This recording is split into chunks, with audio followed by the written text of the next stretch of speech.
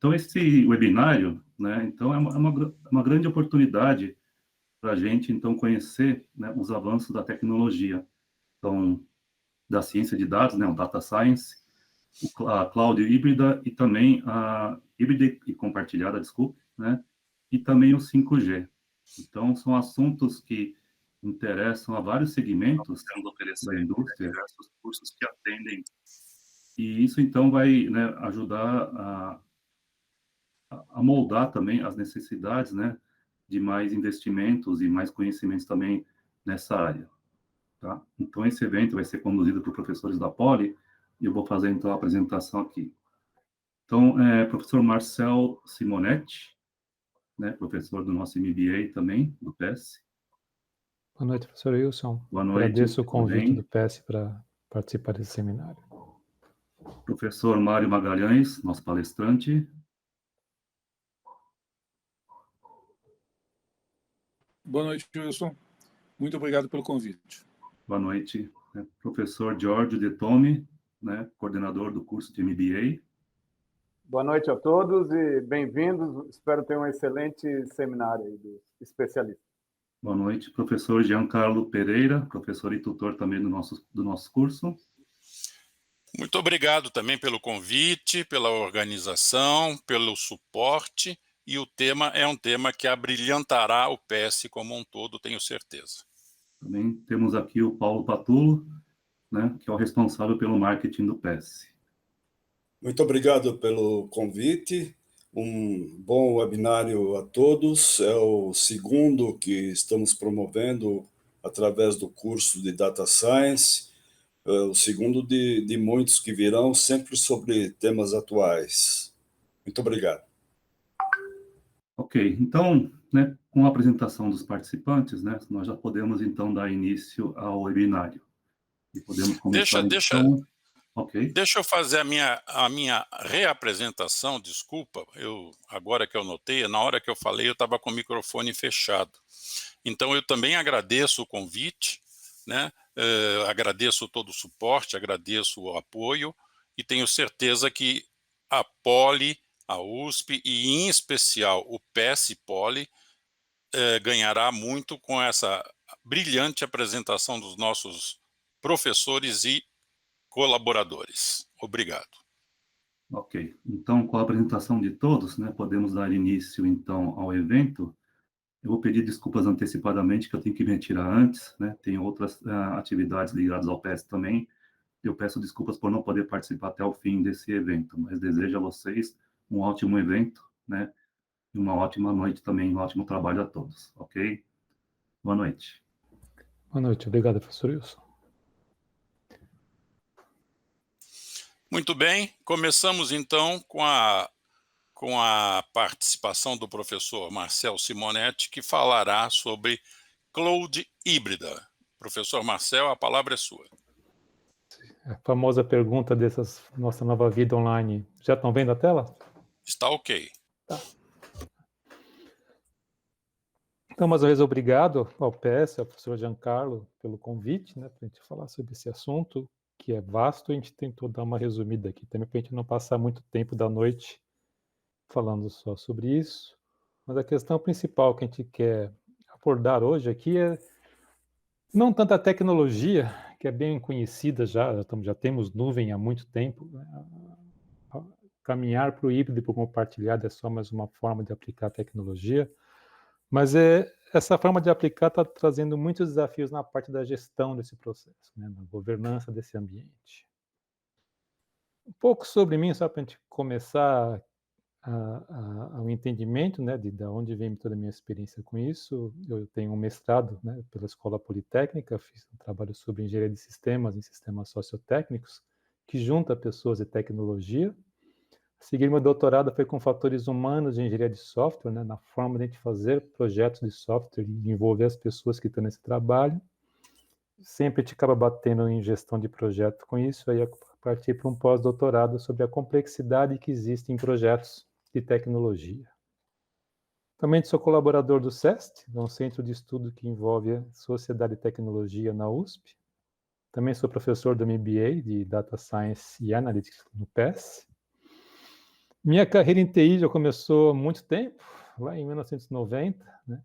E fui até 2007, quando eu era gerente da Claro, e resolvi voltar para a universidade, porque a forma como eu estava desenvolvendo software, fazendo entregas para o negócio, realmente não estava mais fazendo sentido para mim. Então, foi por isso que eu voltei, para começar a ver sistemas, fatores humanos, complexidade de projetos. Foi aí que eu, nesses últimos 15, 18 anos, vim estudando e continuando trabalhando no mercado, né? Por isso eu tenho, nos últimos anos, atuado em arquitetura corporativa, arquitetura de dados, arquitetura de sistemas e acompanhando empresas e ajudando na transformação digital que está acontecendo no mercado. A cloud híbrida e compartilhada, ou qualquer outra cloud, é uma realidade, né? E o fato das empresas terem que viver e começar a administrar múltiplas nuvens já é uma realidade para muitos segmentos de mercado, né?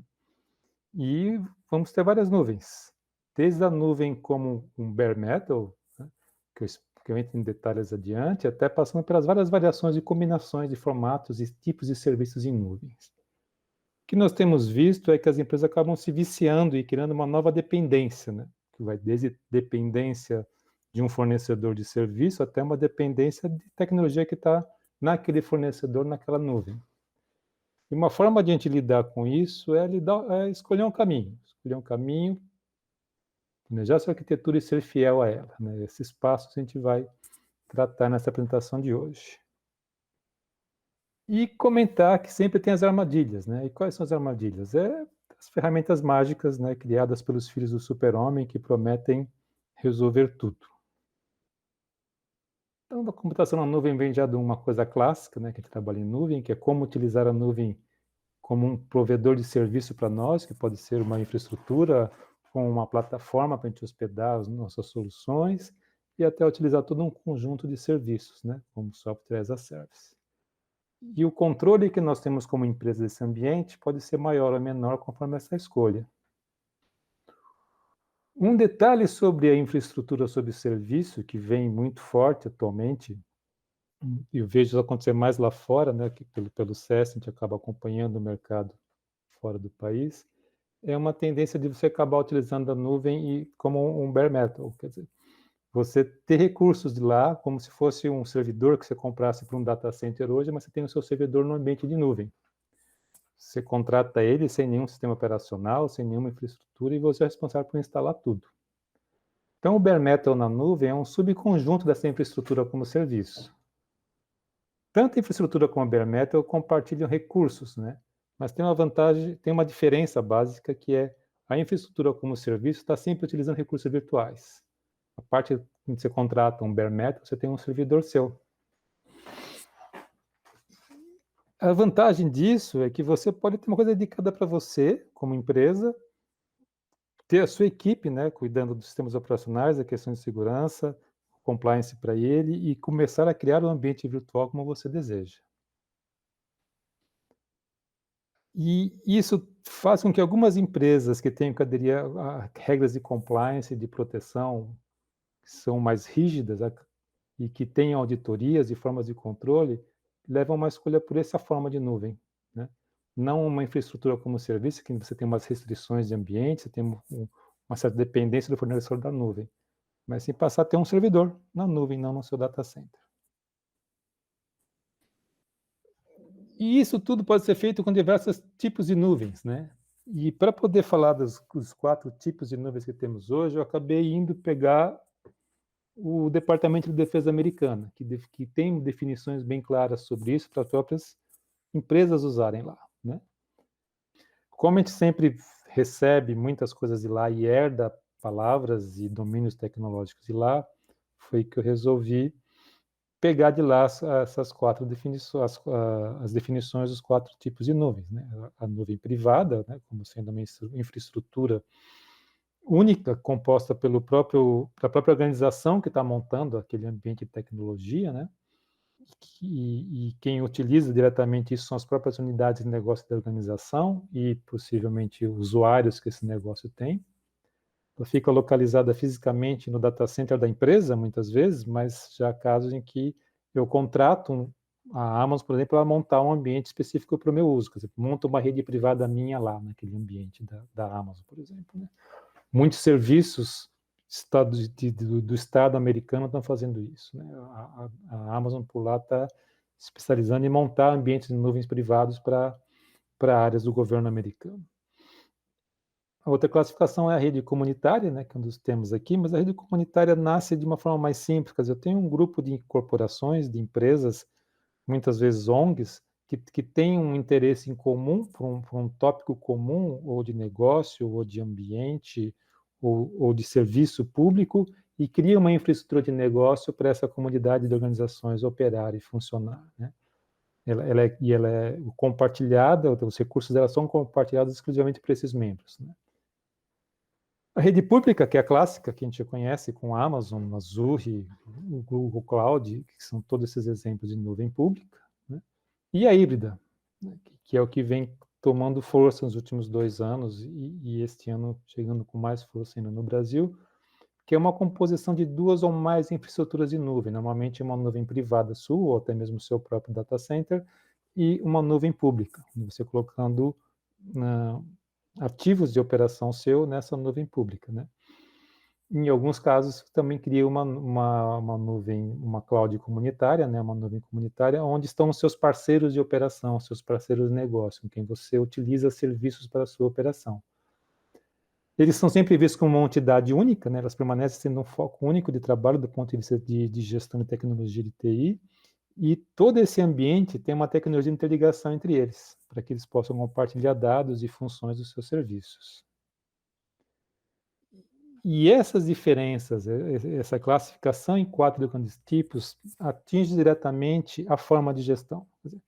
Basicamente, a gente divide isso não só apenas por uma questão de tecnologia envolvida ou aonde está hospedado, mas o grande trunfo dessa divisão é porque você tem que enxergar elas de uma forma de gestão diferente, né? E como você trabalhar a governança e a condução da tecnologia de informação no seu negócio, na sua operação do dia a dia, conforme o tipo de cloud que você usa. Na cloud privada, né, em que a empresa constrói para ela mesma, ela tem a propriedade, administra, opera, no máximo ela terceiriza essa operação, como que em alguns grupos de TI já fazem com terceirização de data center, e ela pode existir tanto no meu próprio data center como para fora, que eu falei. Então, a forma de gestão é um pouco mais simples, né, porque seria a tecnologia da informação, a área de TI mantendo a forma como ela gera as coisas. Na comunitária já começa a aparecer um pouco de problema, porque eu tenho vários donos, então tenho, né, como é que é, o cachorro com mais de um dono, ou morre de fome, ou tem aquele ditado popular lá de cachorro com 2 donos, que eu já nem lembro. Mas a rede comunitária tem esse problema para fazer a gestão, né? A rede pública, por sua vez, esse seu problema de gestão é que você está todo numa instalação do provedor de nuvem, né? Então, é ele que tem a propriedade, administra, opera e trabalha todo esse processo. Então, você passa a delegar várias coisas, e mesmo questões de auditoria e compliance, no começo, a gente tinha muitos problemas para definição de regras. Eu não vou auditar o meu provedor de nuvem, né? Eu confio nas certificações dele. Então, tem todo um processo de governança aí numa nuvem pública que muda. Mas a governança ou um processo de gestão, uma forma de se conduzir a nuvem híbrida, quando eu fui olhar no documento aí do NIST, não tem, né? Ele passou em branco, não falou nada. Aí você já começa a ver que a questão de fazer uma administração e a condução de uma nuvem híbrida é um grande desafio. É um grande desafio para as áreas de TI das corporações, né? Porque você compõe ambientes diferentes, né? E mais do que compor, você tem que garantir a comunicação entre eles, né? Você tem que permitir que tudo que está envolvido ali na troca de dados, no funcionamento de aplicações, né? Que antigamente a gente falava de várias camadas, mas agora são de vários ambientes, né? Você passa a ter uma coisa que quando eu estudei na universidade era computação distribuída, mas virou nuvens distribuídas para tudo isso funcionar. Como é que você faz um processo de governança disso, né? Eu diria que não tem um manual para isso hoje, não tem um padrão para isso hoje. Tem vários fornecedores de solução de nuvem, né, tentando chegar numa forma de fazer isso, mas não há um consenso ainda de como fazer isso, né? E não há um consenso porque é um ambiente complexo, né? Então, são coisas que demandam um olhar muito maior, né? Você tem que ir além dos aspectos técnicos ou das tecnologias envolvidas aí. Requer um conhecimento profundo de requisitos de segurança, dos próprios processos de governança que existem para uma adaptação para esse cenário híbrido e principalmente do usuário final, né? Quais são os requisitos desse usuário final que a gente fica na cabeça do usuário como uma pessoa que vai usar o sistema, mas no fundo, no ambiente híbrido de negócio, é as suas próprias áreas de negócio que estão na organização, que são os principais usuários e que demanda principalmente uma gestão de todo esse parque tecnológico para que o negócio não pare e que atenda o mercado corretamente. Por isso que a gente destaca aqui que a nova aventura para esse mercado de nuvem híbrida é a gestão desse ambiente, né? Pudesse reduzir numa outra coisa assim, olha, tem muita coisa, é complexo, mas tem 4 pontos que você não pode esquecer, né, que estão na essência de todo esse processo. Segurança e governança é o básico, de onde você tem que sair.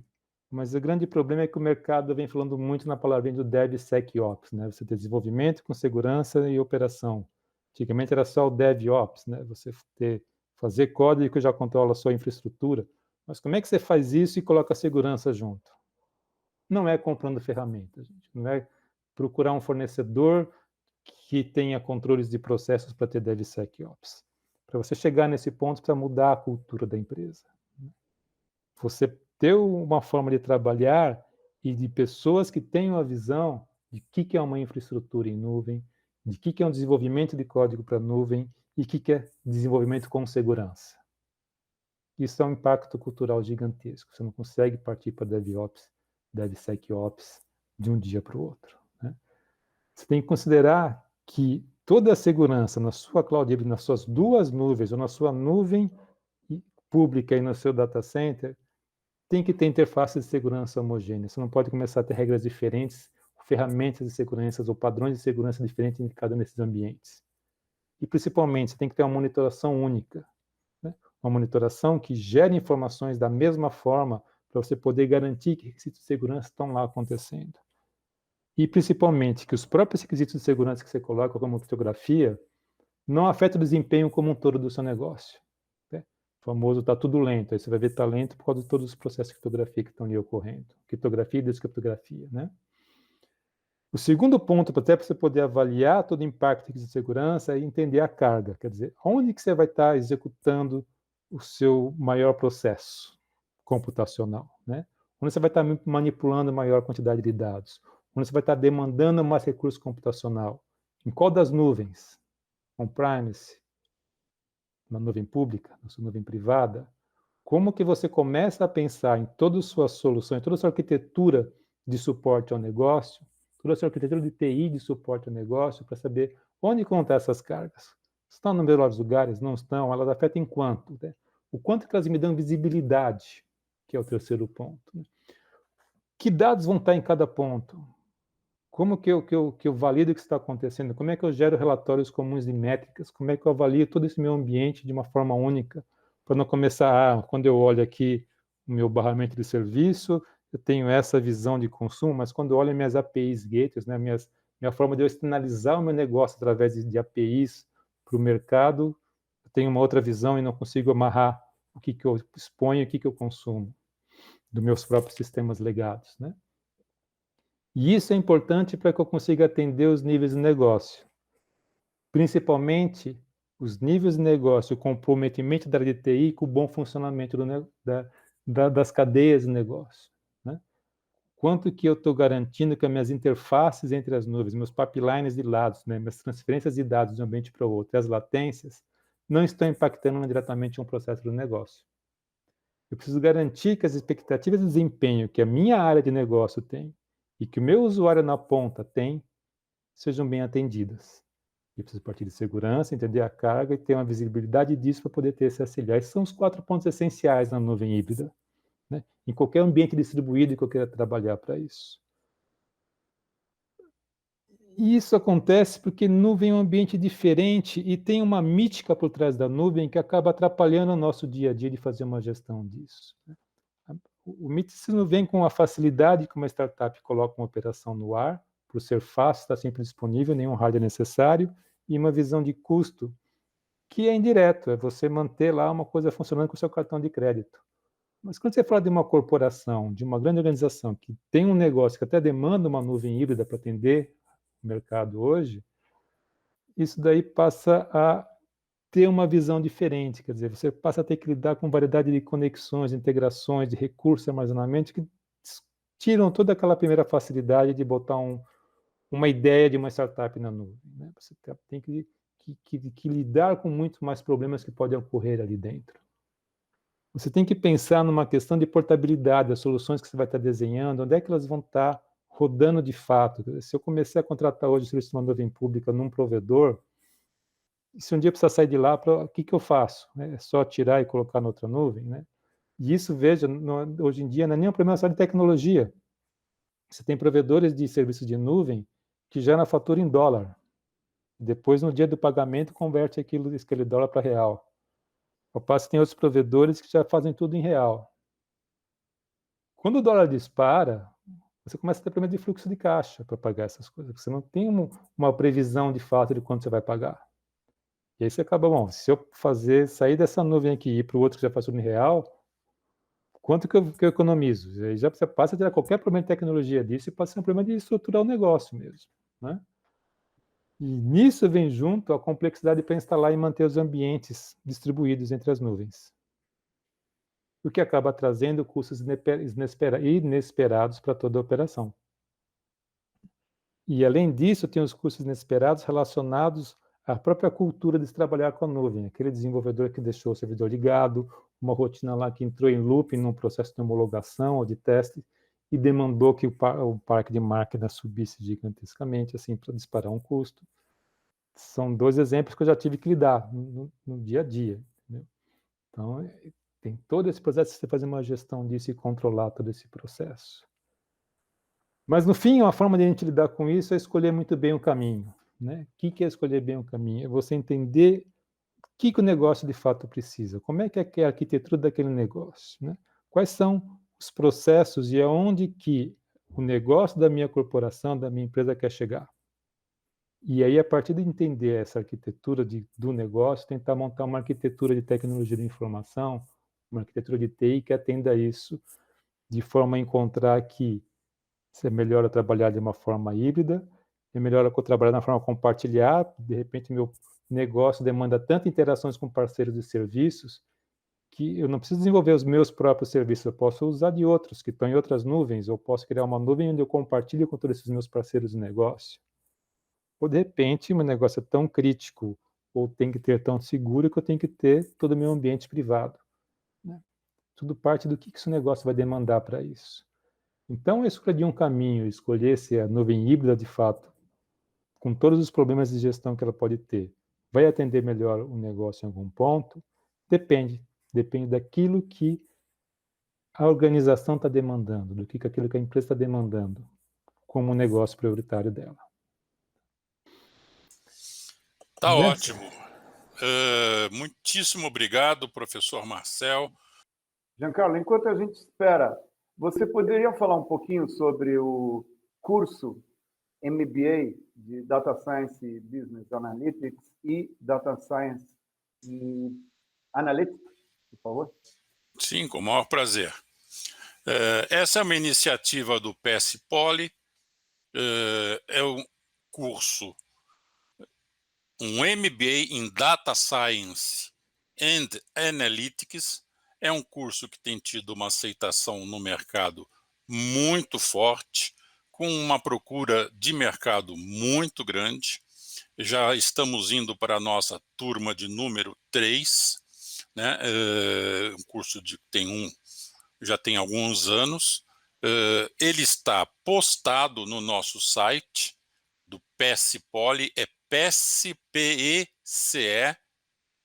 Poly, é só digitar e procurar lá cursos presenciais, vocês encontrarão todas as informações sobre esse curso Data Science and Analytics. É um curso que tem um corpo docente de primeiríssima qualidade, é um curso que tem um corpo discente também de primeiríssima qualidade, né? E toda a infraestrutura necessária professores à disposição. Nós trabalhamos com o modelo sílabus. O que é sílabus? Não é um conteúdo programático única e apenas. Ele coloca o aluno como protagonista do sistema.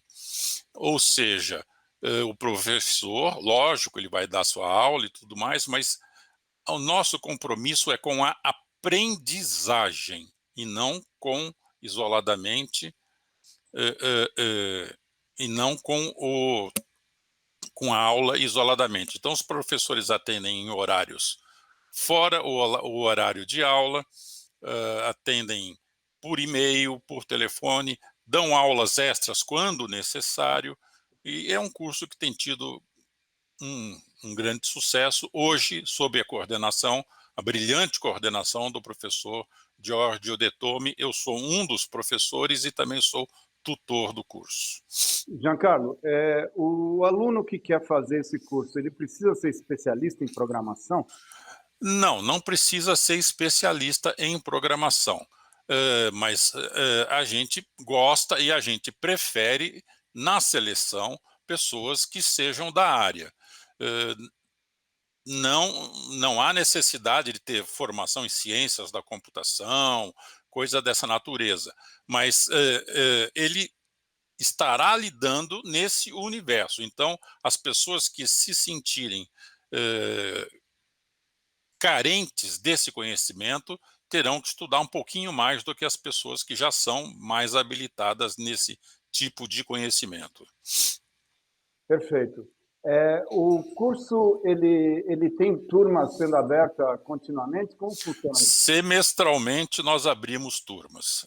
É um curso que tem duração de 2 anos, ele é um MBA, com 2 anos, com 500 horas aula, é um MBA parrudo, bem parrudo, e com turmas sendo abertas semestralmente. No momento, nós temos inscrições abertas para as turmas que começam em agosto. Só mais uma pergunta, Giancarlo. Lógico. Quais são, assim, você é do setor, você é professor dessa área faz tempo e você conhece bem esse mercado. Bondade sua. As pesquisas dos egressos do curso, como são no mercado? Olha, eu vou dar um exemplo. Um dos nossos alunos, nós temos muita amizade com os alunos. Não existe aquela distância entre professor e aluno que normalmente existem nos cursos, né? Nós temos muita amizade com os alunos nos apoiam, nós apoiamos os alunos. Um dos nossos alunos, a questão de 30 dias atrás, houve uma reformulação na empresa dele, um grande banco, e ele foi uma das pessoas que foi desligada. Ele ficou todo chateado, veio conversar com a gente, etc. e tal. Nós colaboramos em dar aquela, entre aspas, força psicológica a ele, mas ele ficou 3 dias desempregado. É um mercado de trabalho que hoje está em pura efervescência. É um mercado de trabalho que está carente de mão de obra especializada. Muito bom. Excelente. Bom, espero que continue esse sucesso desse curso nos próximos semestres. Professor Mário, se puder entrar com a sua apresentação, nós agradecemos. Vou entrar sim. Bom, eu sou Mário Magalhães, sou engenheiro pela Poli, trabalho há algum tempo com inovação tecnológica, estratégia de tecnologia em grandes empresas, ultimamente muito ajudando a levar as novas empresas, ou as empresas da nova economia, principalmente no setor bancário, a recuperarem a capacidade de operarem eficientemente nesse setor depois dos seus startups e levar a situações de lucro dessas empresas. Tá? E uma das coisas que tem um desafio muito grande é que todo mundo quer saber o 5G e o que o 5G vai mudar nesse universo. Tá? E a discussão que a gente vai fazer hoje aqui é uma discussão que exatamente segue esse caminho. O que queremos hoje aqui é saber o que o 5G vai significar para os negócios nos próximos anos. Eu vou fugir muito aqui da discussão da tecnologia. Isto é, que padrão, que ondas, que faixa de espectro está sendo utilizada. No fundo, isso nada impacta o negócio. O que impacta é o uso que está sendo feito dessa tecnologia. E é isso que a gente vai discutir. Tá? O que dá para fazer, o que a gente pode esperar nos próximos anos. Espero que faça sentido para todos isso. Infelizmente, nessas apresentações online, a gente não tem contato nunca com para quem a gente está falando. Então, a gente segue acreditando que as pessoas têm interesse no que a gente está dizendo. A primeira coisa que a gente tem que desmistificar é o que é o 5G. Se você fizer uma busca na internet, essa é uma imagem de uma busca de um buscador qualquer sobre 5G, a gente encontra mais apresentação discutindo fogos de artifício e efeitos luminotécnicos do que alguma explicação do que é o 5G. Não tem uma imagem que conte o que é 5G de verdade. Então, a gente tem primeiro que terminar com o mito e ver o que é que a gente quer fazer com isso. 5G é uma tecnologia de comunicação sem fio rápida que apresenta praticamente não tem limites de dispositivos que você pode conectar em um dado ambiente, é muito maior do que o número de dispositivos que a gente está acostumado de ver com redes tipo Wi-Fi, tá? Ou mesmo redes 4G. Ela, no fundo, é uma rede muito similar com o celular, tá? Convive com o ambiente celular, mas ela necessita de novas antenas, novas técnicas de transmissão, de dispositivos novos. Então, as antenas dela têm uma cobertura muito menor do que a cobertura das antenas anteriores. Você precisa, no fundo, de mais antenas ou de algumas tecnologias auxiliares para compensar isso. E você vai assistir no mundo inteiro, não importa o país que você escolha, uma implantação gradual. Tá? Não dá para ser desliga hoje e abre amanhã, tudo virou 5G. Não é isso que vai acontecer. Vai ser uma implantação gradual que vai se espalhando por um país. Num país do tamanho do Brasil, você pode esperar que isso vai levar algum tempo para realmente atingir todos os lugares. E vai ter uma curva de adoção de novos dispositivos. Apesar de poder ser compatível com a existência das tecnologias anteriores de celular, ela tem um tempo para que os dispositivos que realmente utilizam 5G possam estar na mão das pessoas, tá certo? Então, a primeira coisa, nada mais é do que uma rede mais rápida, tá? Se a gente for caracterizar o que é o 5G, a gente tem que olhar para isso. Esse é um resumo muito bem feito que uma consultoria aqui do Brasil fez, as 8 especificações típicas do 5G, que caracterizam o 5G. Uma primeira é uma taxa de dados muito alta, 10 a 100 vezes melhor, onde os 100 vezes implica que você tem que estar com muita proximidade de uma antena, e o 10 vezes acontece em situações mais normais. As latências, isto é, o tempo de transmissão das informações é muito lento, é muito mais rápido do que as atuais. Nós estamos falando aí de ganho de 10 vezes. Se discute que, teoricamente, você poderia chegar a bandas largas 1000 vezes maiores, conectar mais de 100 dispositivos nos mesmos equipamentos, onde você conseguia conectar alguns poucos, tá? Uma coisa interessante que abre possibilidades é o fato de que ela tem um consumo de energia muito menor para transmitir, mas ela tem que estar mais próxima da antena por outro lado, e isso permitiria que dispositivos que têm bateria embedded e vêm fechados, né, selados, durassem tempos muito maiores, tá? E ela deveria atingir uma cobertura extensa com uma disponibilidade muito alta. Colocar aí 5 noves é a gente dizer que esse sistema vai ficar fora do ar 5 minutos por ano. Tá? E vai ser longe da gente atingir isso, porque não conheço em nenhum lugar que as instalações e as conexões de 5G estejam hoje apresentando todas essas características. É um processo que está sendo implantado e vai levar um tempo. Tá? Se isso é o que a gente quer, no fundo a gente está dizendo uma mensagem só. Tudo em rede, mais rápido e por mais tempo. É essa o resumo do que a gente vai encontrar no 5G. Toda essa tecnologia, toda essa, como eu vou dizer assim, toda a festa que existe em torno do 5G está essencialmente discutindo que a gente vai conseguir colocar mais coisas mais rápido e por mais tempo funcionando. Tá certo? O que acontece quando a gente faz isso?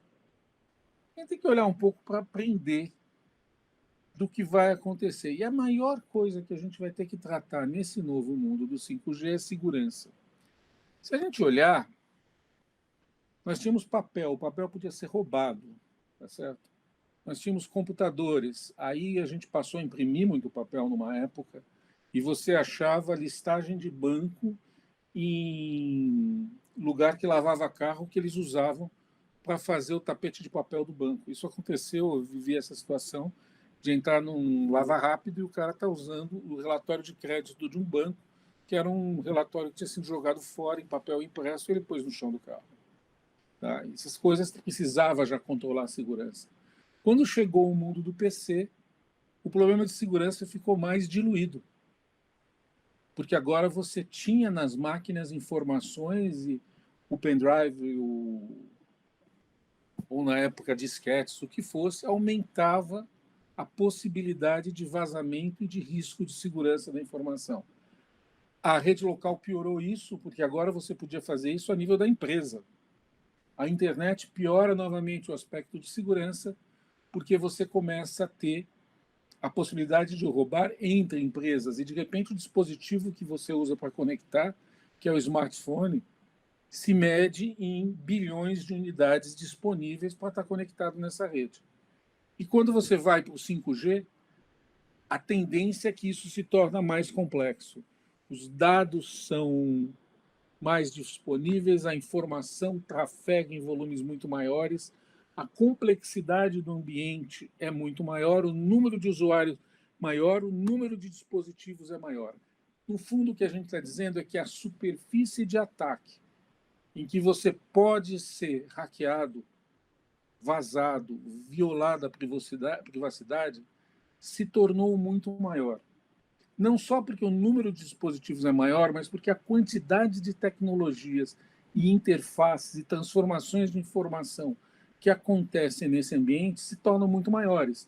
E cada conexão dessas é uma possibilidade de vazamento ou de haver uma possibilidade de encontrar uma entrada para você ver para você violar a segurança de alguma forma das pessoas ou das empresas. E quando a gente pensa em número de dispositivos, a gente não tem ideia de como os números estão crescendo. Existem hoje mais de 8 bilhões de dispositivos conectados na rede.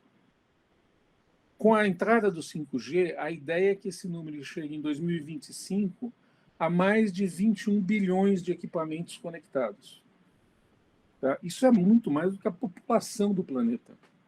Tá? E, obviamente, isso não é distribuído igualmente. Então, nos centros urbanos, esse número é muito maior que isso. O número de atividades, o número de pessoas usando um ambiente 5G com IoT, tá? Dispositivos conectados, que você raramente se dá o trabalho de fazer um estudo para conectar com segurança, vai ficar cada vez pior. E o potencial de danos, tá? O valor que os danos podem gerar, se tornaram muito maiores. Então, um grande problema que a gente vai enfrentar é o problema da segurança. E aí surge uma questão muito básica: quem é que melhor vai se dar nesse mercado? Quem é que é a primeira indústria que vai entrar nesse mercado com sucesso? No fundo, é a indústria de seguros. Tá?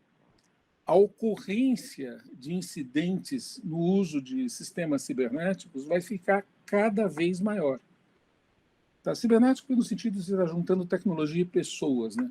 E esse é o maior desafio. Os prêmios que em seguro e por danos de responsabilidade vão crescer e vão continuar crescendo nos próximos anos em taxas enormes. Em taxas enormes. A grande indústria do futuro que o 5G está fomentando nesse instante é a indústria de segurança, de seguros. Porque você tem que se proteger dos danos que podem aparecer nesse novo ambiente. Por mais que você não o explore ainda, nem do ponto de vista de negócio. Mas aí vem, como é que o 5G vai realmente influenciar o mercado? A gente diz que quando a gente não olha o passado, a gente está condenado a repetir. Então vamos olhar um pouco o que aconteceu no passado. As grandes mudanças tecnológicas sempre foram marcadas por uma aplicação que foi aquela killer application, aquela que fez o mercado disparar. Se a gente for olhar nesse sentido, os computadores, computação, década de 50, ela nasce, na verdade, pela manipulação de grandes volumes de cálculo que você precisava para tabelas de artilharia e para a simulação de bombas. Foi o grande impulsionador para o desenvolvimento da computação nas décadas de 40 e 50, onde nascem os computadores. Quando você vai olhar mais adiante, pulando para o PC realmente só deu certo, só virou uma febre real por causa da planilha eletrônica, principalmente do processador de textos. O processador de textos até menos que a planilha. Porque a planilha abriu o espaço da análise de dados financeiros das empresas que todo mundo viu valor e que a TI jamais conseguiria responder naquela velocidade. O telefone celular, que era uma necessidade não identificada até a década de 80, o telefone só vai aparecer no final da década de 80, e se você perguntasse para alguém em 81 se ele queria um telefone que andasse com ele o tempo inteiro, a resposta do cara era não, isso vai me incomodar, porque qualquer pessoa me acha a qualquer hora. Vira uma febre no final dos anos 80, início dos anos 90, pela facilidade de você localizar as pessoas e conversar. E se eu falar com as últimas gerações e perguntar como é que as pessoas se encontravam em 1960, ninguém nem consegue imaginar que você marcava um ponto de encontro, tá? Sem o celular.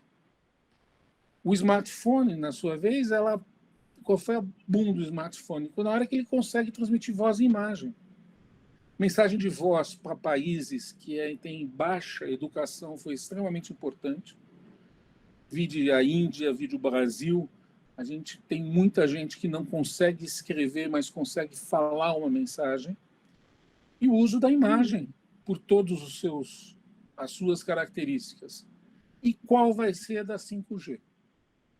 Qual é a aplicação que vai ser a killer application para ser a application que fica sobre todas as outras? A frase é meia do Senhor dos Anéis, né? Qual é o anel que manda sobre todos os outros anéis? Qual vai ser essa killer application? Aí a gente pode olhar o que já se pesquisou. Tá? E aí vale a pena a gente se dedicar aqui para entender o que é que vem como aplicação-chave nesse universo. De um lado, no eixo vertical, você tem o interesse do consumidor. De 0 a 10, uma escala arbitrária. Na horizontal, e esse trabalho é desse ano, você tem quanto tempo à frente, foi publicado até 2 meses atrás, você espera que uma certa tecnologia comece a ser utilizada. Então, a primeira que aparece é você ter uma TV de alta definição. Tá? É parte da sua casa inteligente, tá? É de interesse do consumidor, tá? Mas tem aí pelo menos meio ano para a gente começar a ver falar de televisões utilizando 5G em lugares que os 5G estejam bem instalados. Então, a gente vai ver isso chegar no Brasil em mais um ano e meio. Não menos do que isso. É de interesse da infraestrutura, tá? Você ter gigabytes em segundos. Porque hoje as empresas necessitam de grande transferência de informação de um lado para o outro. Tá? Mas também isso está na frente há alguns anos, ou pelo menos um ano. Quando você tiver esse tipo de coisa, surge a possibilidade de você abandonar o cabo para redes fixas. Então, você começar a trabalhar com uma internet num lugar fixo, num escritório, na sua casa, mas sem ter que trazer um cabeamento. Vai trabalhar direto pelo 5G. Tá? E aí você pode ver todas as outras tecnologias que vêm pela frente em espaços que estão aqui de 1 até 5 anos. A gente pode sempre, para o Brasil, considerar que esses prazos aumentam de meio a 1 ano a mais, pelo menos, tá certo? Onde você vê que quem começa a explorar, apesar do baixo interesse medido do consumidor, são jogos, tá certo? São coisas que você usa carro. Dentro do carro, você tem mais entretenimento dentro do carro. Você começa a ter coisas virtuais mais comuns, tá? Com eventos aumentados com realidade virtual, e por aí vai. Então, esse é o universo do que a gente enxerga para ser o conjunto de aplicações, tá, que se vê pela frente. É complicado você enxergar aqui dentro a geração de oportunidades de negócio, mas elas existem e elas são dos criativos que entenderem como esse mercado se desenvolve em torno dessas possibilidades. A saúde, com dispositivos usáveis, é uma coisa que está começando, entrando aos poucos, mas ela vai ser muito importante. Mais complexo vai ser operações de telemedicina em 5G. Porque você vai ter que ter uma confiança muito maior na rede para você deixar ser operado hoje por um robô. Hoje você já tem isso, né? Você já é operado por um robô à distância. E já existem aplicações desse tipo, mas elas são, no fundo, baseadas em que você confia 100% numa transmissão via cabo. Tá? Para você dizer que você vai deixar se ter uma cirurgia à distância em 5G, você precisa ter um nível de confiança que não é equivalente, por exemplo, à comunicação que a gente está tendo aqui. Imagina se o Marcel estivesse fazendo uma cirurgia e caísse a conexão. Tá certo?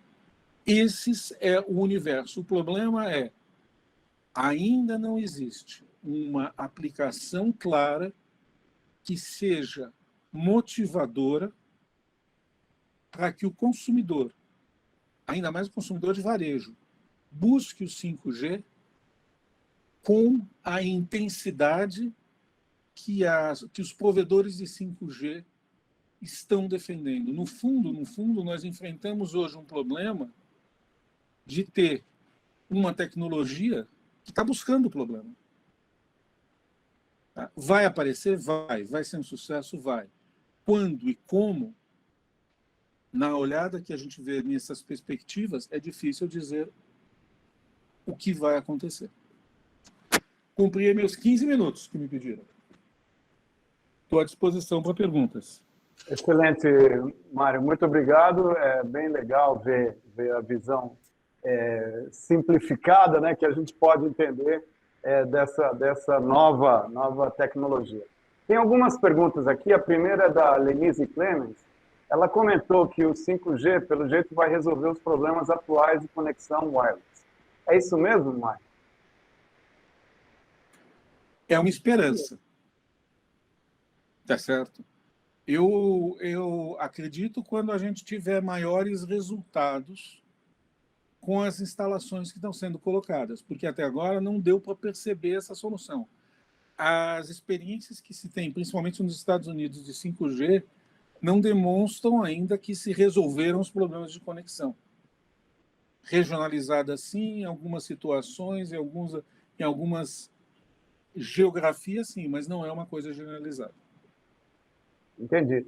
Eu recebi uma consulta pelo grupo do WhatsApp, que é a seguinte: a gente entende a relação do 5G com cybersecurity e mesmo com a popularização da gamificação. Por outro lado, você acha que o 5G vai impulsionar o uso do IoT e da automação, robotização? De novo, é uma pergunta que eu coloco da seguinte jeito. Eu tenho uma fábrica. Essa minha fábrica hoje tem um wireless instalado de confiança com uma alta velocidade. Qual o motivo de negócio que eu tenho para desmontar minha rede wireless e montar uma rede 5G dependendo de um provedor? eu vou operar essa fábrica remotamente. Quantas situações existem que realmente eu preciso operar a fábrica remotamente? Que eu não vou ter nada na fábrica. Então, eu acho que vai acontecer sim para certas situações e para certos problemas específicos. Mas existe uma curva, uma barreira de entrada muito grande. Porque hoje a infraestrutura de rede que está colocada em muitas empresas que têm automação resolve o problema que eles têm. E você tem a oportunidade de aumentar a velocidade das redes Wi-Fi. Tá? Aí você diz, tá bom, agora eu vou substituir um 5G. Vou ter que trabalhar com um fornecedor externo, é mais um componente a aparecer. Tá certo? Em certas situações, sem dúvida, vai ajudar. A IoT vai ajudar para você começar a ter uma casa mais inteligente? Vai. Mas ainda não há um aplicativo, e já tem várias coisas hoje de smart homes, que ainda você diga, não, isso aqui é uma coisa que vai explodir como explodiu outras situações. Tá certo? Obrigado, Mário. Então, é isso. A última pergunta, porque a gente passa para a próxima apresentação, eu já vou combinar uma pergunta do Flávio Fraschino e a outra do Felipe Cavalcante. Eles falam que a rede atual de antenas 4G pode ser aproveitada e se essa adaptação vai demorar o tanto que demorou a migração de 3G para 4G. E o Flávio pergunta, dentro desse mesmo contexto, se será possível trabalhar com armazenamento de buffer para evitar a queda de conexão. Olha, não sou um especialista em antenas, tá? Mas eu vou contar o que eu já andei conversando por aí. A colocação de antenas em cidades é extremamente complexa, porque as legislações não favorecem e uma cidade como São Paulo se torna extremamente difícil. Você não usa a mesma antena diretamente, você pode usar a mesma estrutura, mas você vai precisar de um número maior de antenas, porque o alcance do sinal 5G é menor. Por outro lado, existem algumas outras tecnologias que trabalham conectadas com 5G, que ajudam a expandir essa base. Então, eu não vejo isso ser uma mudança rápida, tá certo? Para permitir essa expansão que se desejaria ter. Não vejo e não estou vendo isso acontecer em outros lugares de uma forma muito rápida. Excelente, Mário. Muito obrigado. Excelente apresentação. Agradeço aí seu apoio. Acredito que o professor Tome deva ter novas perguntas. Sim, tenho duas perguntas aqui para o Marcel. A primeira é se a gente está muito longe de ter um ambiente seguro e com governança adequada de uma nuvem híbrida. E eu acho que sim. Alguns processos já conseguem, algumas empresas já conseguem ter, através de contratação de ferramentas, a segurança adequada. Mas a governança ainda não. Isso é um problema que está pegando todas as empresas hoje, a forma de fazer uma governança disso, né? E chega ao ponto de de dois provedores já terem vindo procurar nós no SEST, porque como envolve as pessoas, a governança sempre envolve pessoas e a tecnologia para isso, de tentar desenhar processos de governança para nuvens híbridas, porque não tem um padrão. Você tem fornecedores que dizem que as ferramentas deles fazem isso, mas ainda não é uma coisa que você pode dizer que tem uma norma para isso ainda. Perfeito. Outra pergunta que a gente recebeu pelo chat é se essa mudança de cultura para o DevSecOps, se as grandes corporações têm desenvolvido isso internamente dentro do compliance deles, ou eles utilizam serviços de terceiros, tipo Microsoft, Amazon e outros? Não, estão procurando desenvolver com o apoio dos terceiros. Os terceiros vêm, o que eu vejo, e participo disso, já participei em 3 empresas, essas organizações vêm dizer o que existe, né? que ferramentas podem apoiar um processo de DevSecOps, mas a construção de um processo de DevSecOps, com todos os pontos marcados lá, com o desenvolvimento, um teste unitário, colocado num ambiente que seja parecido com a produção, que uns chamam de OT, outros chamam de homologação. Que tipo de testes fazer no ambiente de homologação? Que tipo de fazer de testes no ambiente de pré-produção? Isso é um processo de trabalho que as empresas têm que definir na cultura delas. E em cada ponto tem que ter as validações de segurança. Tem ferramentas que ajudam, mas elas ajudam em qualidade de código, não na qualidade do processo de construção. Muito bem, professor Marcel, excelente, muito obrigado. É um tema complexo, mas é bem interessante a gente ter esse posicionamento e seguramente a gente vai manter contato com você e com o Mário para a gente ter novas sessões dessa nova fronteira, né, da comunicação e da transmissão de dados que está sendo trazido com o 5G e a nuvem híbrida. Muito obrigado. Professor Giancarlo, antes de passar a palavra para você, eu queria só já que tem um espaço de pergunta, a gente está falando muito de cybersecurity, etc. O PES tem planos de lançar um curso MBA de cybersecurity. Você pode falar um minutinho sobre isso, por favor? Sem dúvida. Nós fomos, o PES Poly, nós fomos os pioneiros no curso Data Science MBA aqui em São Paulo. Muita gente, hoje, você encontra curso de Data Science aí em várias escolas, algumas sem credibilidade nenhuma e outras boas escolas também estão já oferecendo Data Science, mas os pioneiros somos nós e eu sou suspeito de dizer que nós temos, sou suspeito, mas falo com alguma segurança que nós temos o melhor curso de MBA em Data Science.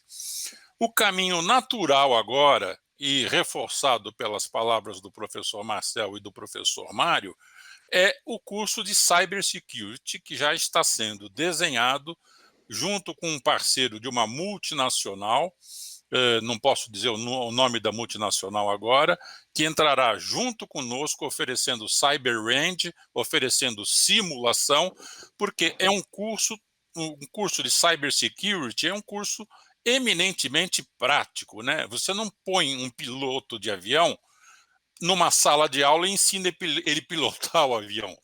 Então ele vai pilotar o micro dele e sendo atacado por hackers dessa empresa daí.